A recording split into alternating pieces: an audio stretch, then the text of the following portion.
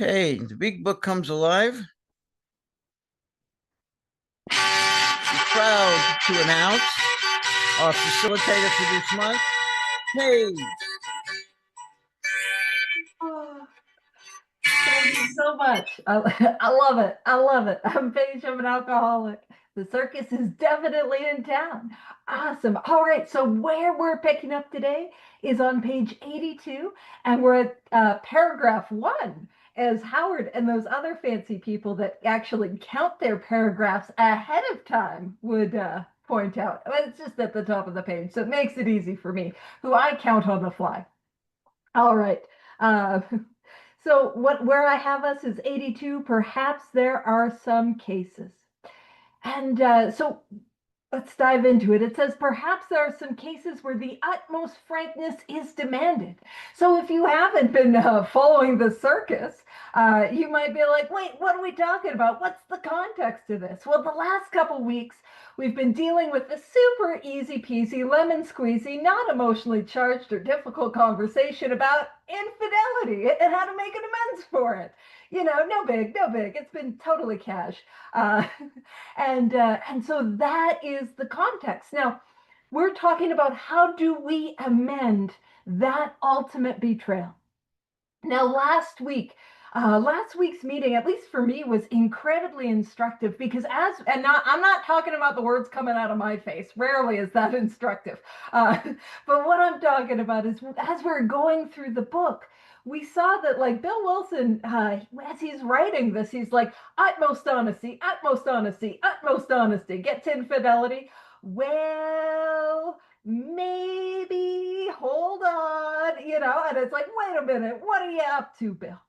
But as we discussed it, as we discussed some of the best ways to handle it, as we discussed some of the directions, as we broke down how to make those amends, and then we had the discussion after, there was something really cool that happened. And I noticed it, which is surprising because I have the attention span of an absolute gnat. And so what I noticed was that those who had experience with these types of amends had different experiences. Some where the utmost honesty was demanded, and some where it was better to approach it in a more general way. And we saw that variety of experience. And that to me was instructive in that, and maybe that, and like, because I think Howard would be like, that's Bill's self-centeredness. And I'm like, maybe God was working through Bill Wilson's self-centeredness. Goodness gracious, we know God has worked on mine. Um, but that idea that there is not a one size fit all answer.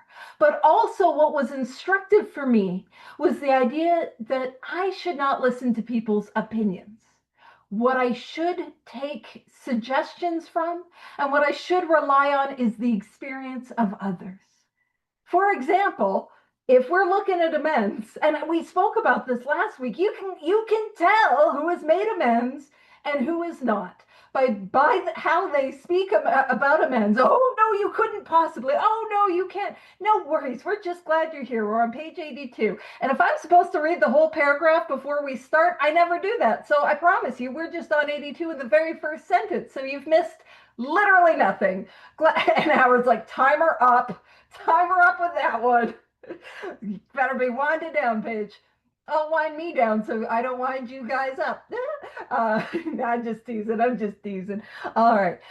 But we all know what it's like when we haven't made amends and we're full of fear and we're full of those like projections of what it'll be. And I speak about it. It's like I'll make amends to my mom for not being a present daughter.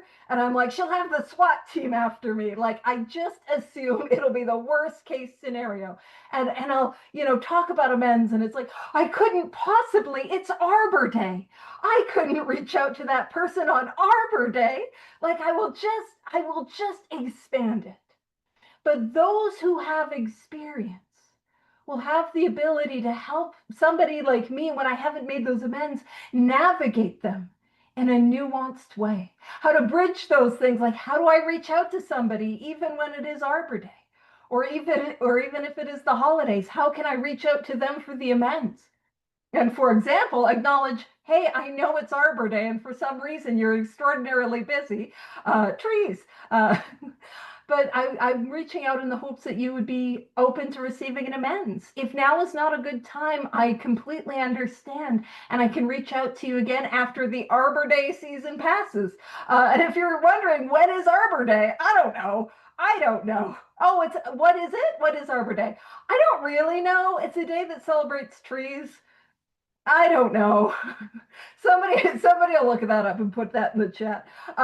It's not real. It's not a big deal. Like, it's one of those. It'll be on your calendar, but nobody actually celebrates that. We don't have like Arbor Day cake or an Arbor Day parade or an Arbor Day siesta. We don't. We don't get your Arbor Day presents. We don't have those. So it is just like a holiday that doesn't carry a lot of weight. But it's like, I can't do anything because it's celebrated on April 25th. It's a good sign when I am a sentence in to the big book and I am explaining the holiday of Arbor Day. We are really on track. Just, and you know what I'm saying, with the attention span like a gnat. Woo, where are we going? So, so when we talk about amends and we talk about receiving spiritual suggestions, talk about receiving advice. One of the things that I have found that it is incredibly, if not vitally important, is to seek fourth dimension advice from fourth dimension people. What I mean by that is I need to seek suggestions around the 12 steps and how to grow spiritually from people who have actually done those things and are growing spiritually. We know what it's like when we go to somebody who has not made an amends, or somebody that is not an alcoholic and has no experience with this, and they're like, oh, don't bring up the past. Don't bring up the past. And it's like, that is the easier, softer way, and I would like one of those, please and thank you. Like, and so I need to take suggestions from people who have gone through this process. So there might be cases where we need to be a little bit more indirect in our amends, because to be front on and direct in I had an affair could cause harm. But there are, and this is what this line is saying, there are cases where we do have to be that direct. So how do we determine? How do we decide? Oh, are we getting more fun facts about Arbor Day? Is the next one April 24th? Is that when that one is? Ooh, let's get our calendars ready. Let's celebrate those trees. Am I right? Woo! Arbor Day. And if you owe an amends to me, feel free to book it on Arbor Day. I will make time for you because I know how important that is. Nobody here owes me an amends. I'm just being ridiculous. All right. So it says, no outsider can appraise such an intimate situation. So what we're saying is like, hey, as an outsider, I might not know what is best for your relationship.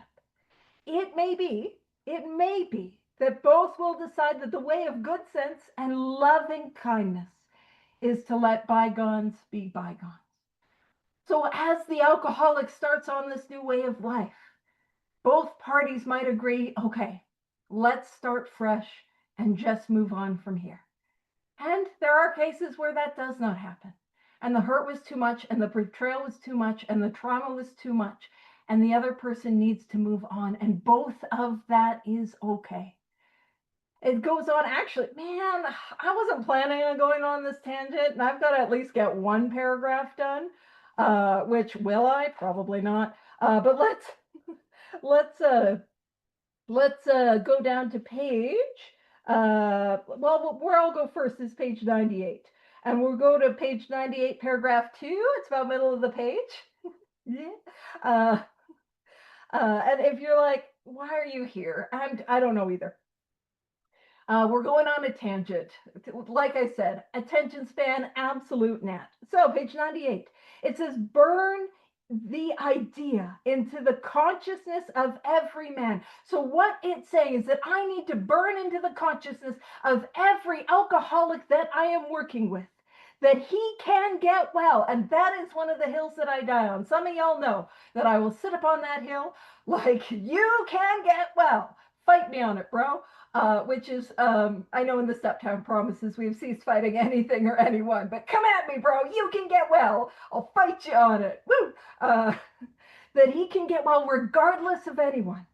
The only condition, so the only thing, love it, the only thing that is being asked of us is that he trusts in God and clean house.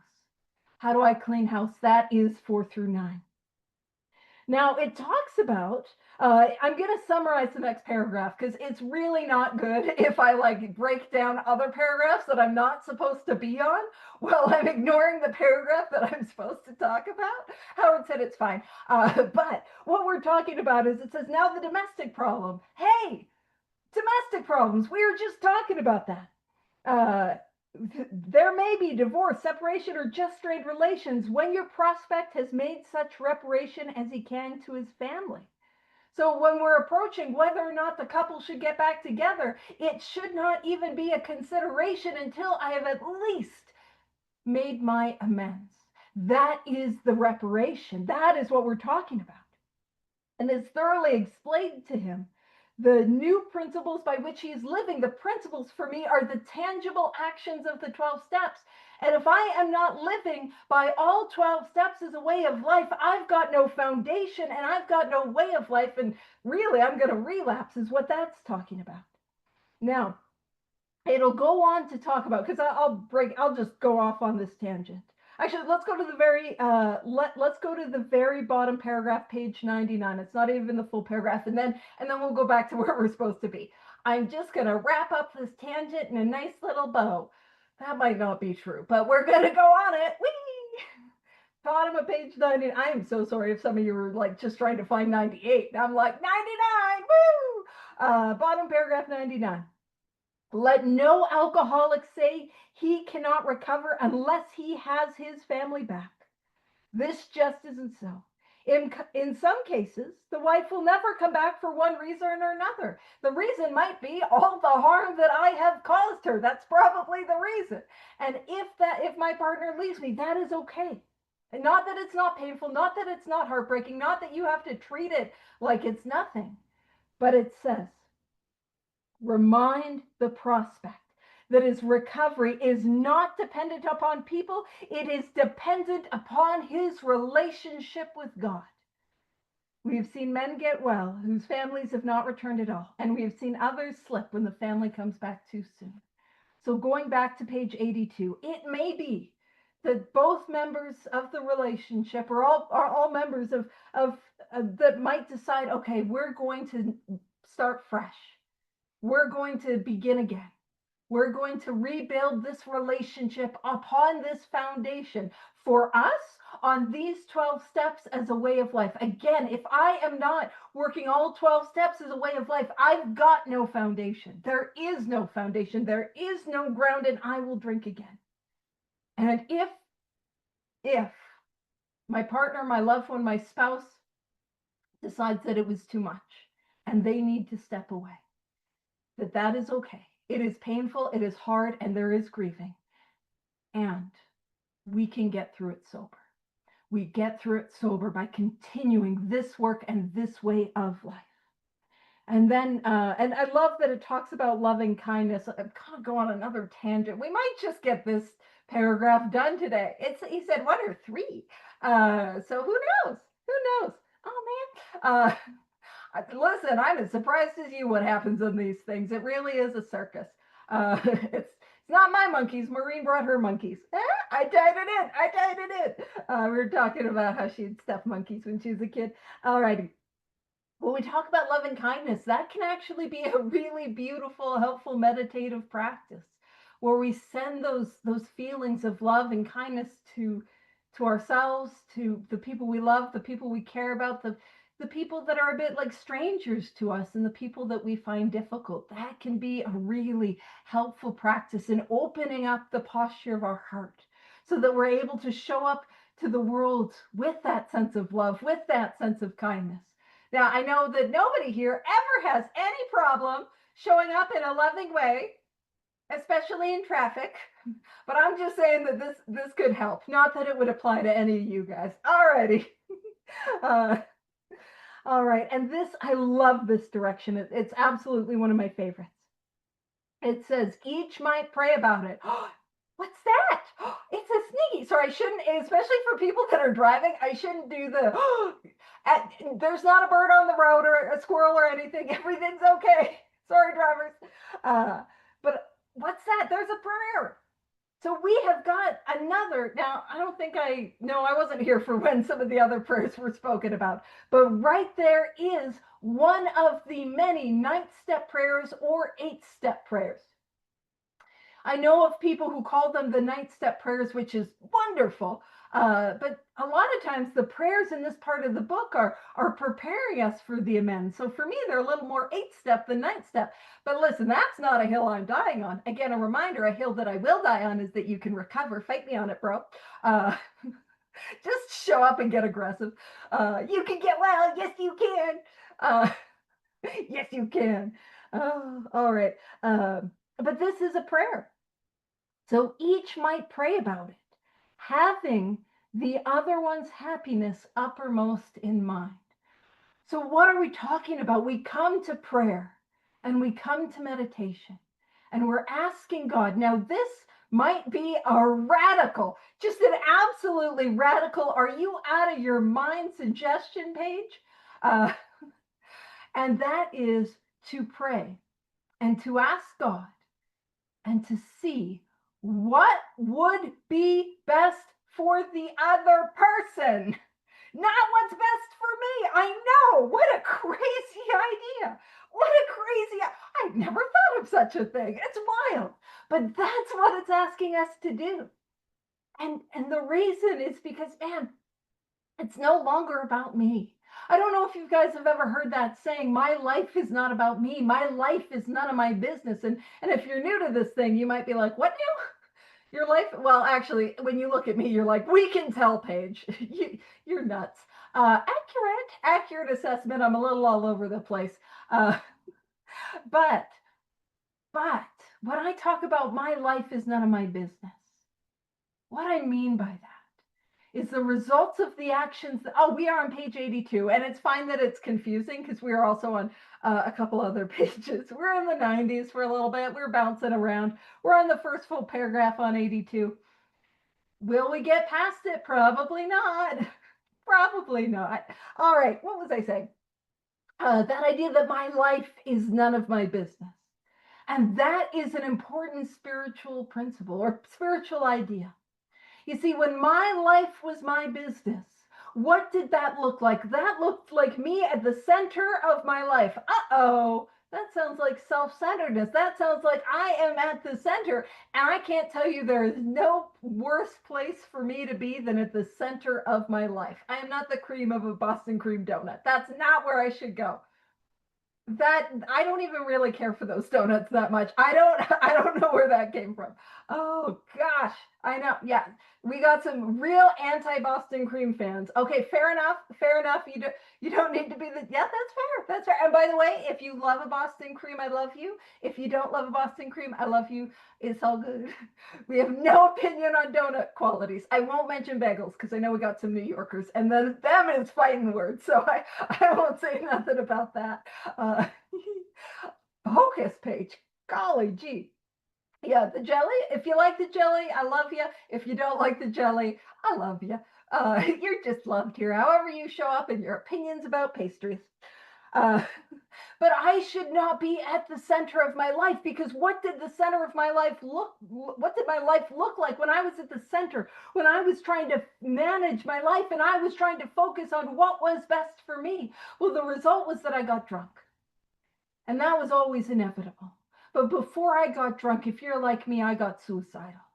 And before I got suicidal, man, I couldn't seem to fit in life. And everything was too much, and I was overwhelmed, and nothing seemed to work out, and I never felt like I was enough. And I was frustrated, and I was burnt out, and it just wasn't working. But if I leave my life in God's hands, and when I say I leave my life, what I tangibly mean is the results of the actions that I take. If I leave those in God's hands, And what happens is better than anything I could have imagined. When I stop worrying about me and what I can get for me and what about me, man, whenever I hear myself, I don't say it because I know better, but when I start hearing my inner monologue going, what about me? The red flag starts going, because that is a surefire sign that I am in self-centeredness. What about me? Well, you know who's got me? God. And if I focus on what I can give and what I can bring and how I can lift others up, letting go of the outcome, my life becomes one that is utterly transformed and is abundant. And I'll let you guys know a little secret. When life hits me, and I promise you that life hits me, and some of you are like, we can tell you're a little windswept. I don't know. I don't know. But when life hits me, and I'm in those days where I am thinking, what about me? When I'm in those days when it is painful, when I am in those days and I don't know how I'm going to get through the day, what I have found to be the most helpful is to give that which I do not have. If I feel like nobody loves me, you better believe you're getting love. You are getting some loved on. If it feels like everyone's mean to me, you know what's going to happen? You are getting abundance of kindness. I'm going to pump your tires. I'm going to let you know how special you are. If I feel like I am full of fear and I can't do anything, man, I am going to let you know how courageous I see that you are. I am going to give that which I do not have. And in so doing, I receive more than I ever would if you had been like, no, Paige, we don't all hate you. It's only 75%. I'm just kidding. I'm just kidding. I didn't mean to make that joke. My brain was like, math, focus. So this is a radical idea. Each might pray about it, having the other one's happiness uppermost in mind. And like, that is the direction for how do I navigate making these types of amends? What would be best for them in a true, unselfish way? Yeah, 82-1. We have not gotten far in this bad boy. We're probably, and with 6 minutes left, yeah, the next two paragraphs go really good together. I planned this from the beginning. Nope, nope. But next week I'll probably talk about those two bad boys. Geez Louise. And then I'll save some good ones for whoever's coming next month. And if you're like, oh, how many more weeks a page? I think it's just one after this, and we'll get somebody a little more normal next week, who will be delightful. Make sure you don't miss them. I'm hyping it up, Howard. So that idea of like, how do I navigate this? What is truly best for them? Not that selfish, not that self-centered. No, it's best for them that they spend all their life with me because I'm just amazing. No, like what's actually best for them? What would actually be best for them? And when I live my life with that as the posture of my heart. Now, I'm not saying don't take care of yourself. I'm not saying like ignore your basic needs. But when I can have that as the posture of my heart, living my life in service of others, living my life, what is best for those around me? Again, we can go to extremes. I'm not saying ignore your basic needs, but just what can I bring? My life changes. So it says, keep it always in sight that we're dealing with that most terrible human emotion, jealousy. So when we're talking about infidelity, we're talking about, man, last week, man, that is a betrayal of trust that is genuinely traumatic. Many of us, myself included, I have been cheated on. It is terrible. It is terrible to go through. And so it's like, hey, let's think about what would be best for the other person. But also, when we look at this line out of context, where it's like, keep it in mind, we're dealing with that most terrible human emotion, jealousy. That jealousy is a human emotion that can be just as detrimental in my life. And I need to be aware of it. And what is the root of jealousy? The root of jealousy is me centered upon me and thinking that I know what's best for my life and thinking I know what I need. And I will see the happiness or success of others and want to bring them down and want to get it for myself. And again, that's not how life works. Bear with me with this. I am somebody, Oh, you know what? It is. It's sorry. Somebody was at one of the big book studies that I was doing the other day, Lunacy Commission, and we were talking about an M dash. What a sexy piece of grammar. Woo! Yes, an M dash. You know what that is used for? It's used in part, and I think in this case, for emphasis. I love it. I also really thoroughly enjoy when other people join me on the tangents and we're all here together. And Howard's like, 3 minutes, wrap it up. He's being very patient with me. Last week, he gave me extra time on top of the extra time. We're landing the plane, sort of. So when we're talking about that jealousy, the root of it is I am centered in me. And I am seeing what I think I need from other people. And what I'm doing is I'm seeing the world through this hierarchy. Like there is a ladder of success, and that these people are up here, and then the people down there are there, and I'm somewhere near the bottom.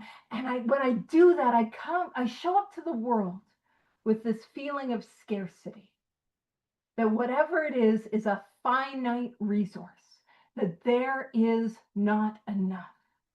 So there's not enough love, there's not enough success, there's not enough money, there's not enough friends, there's not enough, there's not enough, there's not enough, there's not enough. And the more that I operate from that place in my heart, the more that I live from that place of scarcity, the more that I try to get from human beings, from external things like success or power or worth or value or validation, man, it is never enough. And the more that I try to get it from others, the worse that feeling of scarcity feels, because it's not enough.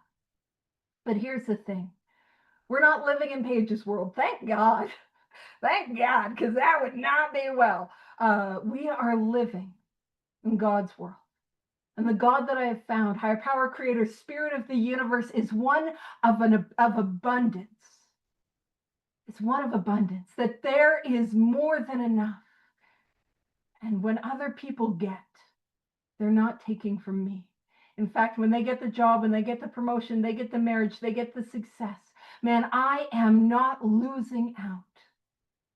In fact, there's more for all of us. That's what's happening. That is the change that happens when I rely on God and when I focus on what I can give and what I can bring. Man, when I do that, I'm given more than I could have ever imagined. And so that's just my little talk about jealousy. So if we're feeling jealous, you go lift people up. You pump their tires. You let them know how proud you are of them. And you don't have to, but that's what I have to do because I'm a human being. And it says good generalship. So it's like we ought not be the center of our lives, and we're going to let God be the arbiter of our sex conduct. But hey, we got a little bit of a promotion. Maybe only a 1-star general on this bad boy. So, but it's that idea of like navigating this amends and trying to figure out this amends. It may decide that the problem be attacked on the flank rather than risk a face-to-face combat. So again, it's that saying, hey, for every situation, it's going to be different. And we're not going to lay down a precise rule of which way you should precisely go. It might be best in your relationship to like march the troops head on into I had an affair and that was wrong.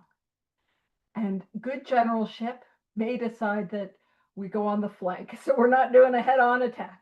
We're going to the flank and we're saying, you know, I have not been the partner and the spouse that you have needed me to be. I have not lived up in the ways that I promised that I would, and I've let you down. So either way, we've got to do something. And I will say, I absolutely saw Howard giving me extra time, which was so gracious of you. So I know I'm well over. And so with that, I will wrap it up. And next week, it's going to be exciting. We're going to be talking about some tornadoes. It'll get a little windy in here. We ain't in Kansas anymore, Toto. I am so sorry. Over to you guys. Bye.